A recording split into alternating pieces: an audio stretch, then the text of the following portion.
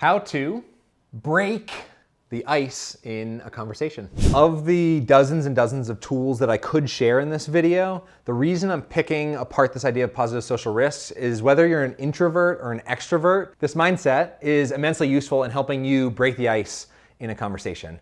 I hope you like my plant. We put it here just for this video. Let's get into it.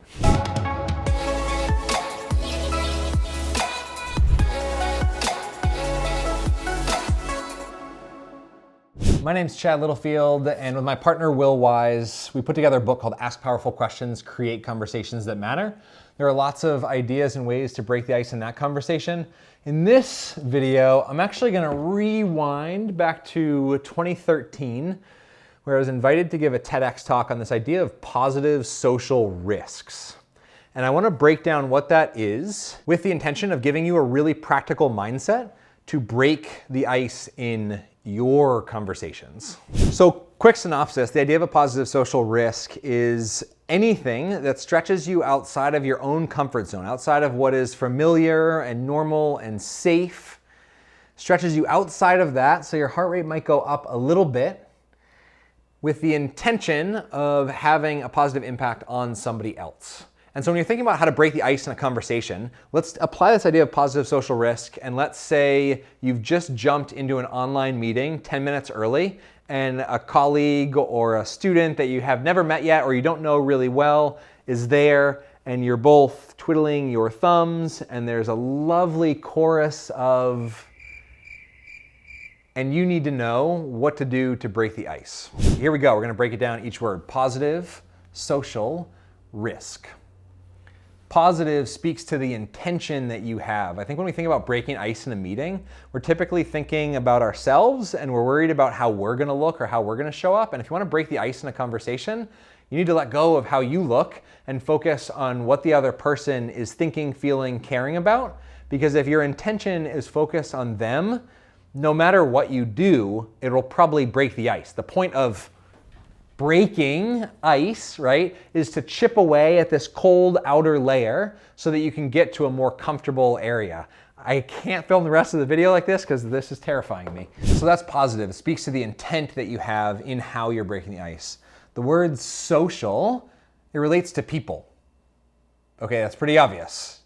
Nothing super brilliant there, but it's important because when you think about how to break the ice in conversation, sometimes people bring in things into the conversation. So they're like, oh, did you see that baseball game last night? And they pull that into the conversation.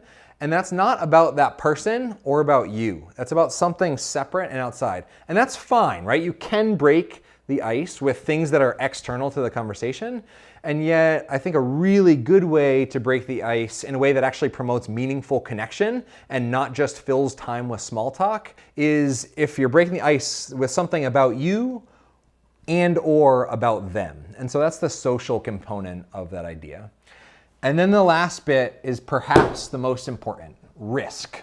When you are talking about breaking the ice in a conversation, there is inherent risk. In any social interaction, there's inherent risk. There's the chance that you're gonna do something, say something, ask something, and they're not gonna like it, and you're gonna feel like they don't like you, right? There's that risk. Now, what I wanna say related to risk is that the perceived risk is always way higher than the actual risk. Always, unless you're like in a dark alley at 2 a.m. and maybe the actual risk is actually a little bit higher than the perceived risk, but the perceived risk in social interaction is almost always higher than the actual risk. And so when you think about breaking the ice in a meeting, taking this entire mindset, just do something. And I know that's terrible advice, and this video is totally worthless if I just left you with do something.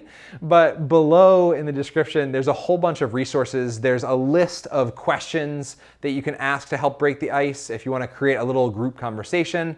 There's a whole bunch of free resources and downloads because I exist on the planet to gently eradicate small talk and create conversations that matter. And I give a lot of stuff away for free. In addition to being hired by some of the top leaders and educators on the planet and working with those folks, I think information should be free, and experiences is how I run my business. And so feel free to check out any of those links below. It was awesome hanging out in cyberspace. I hope that you chip away at some of that ice. Have an awesome day.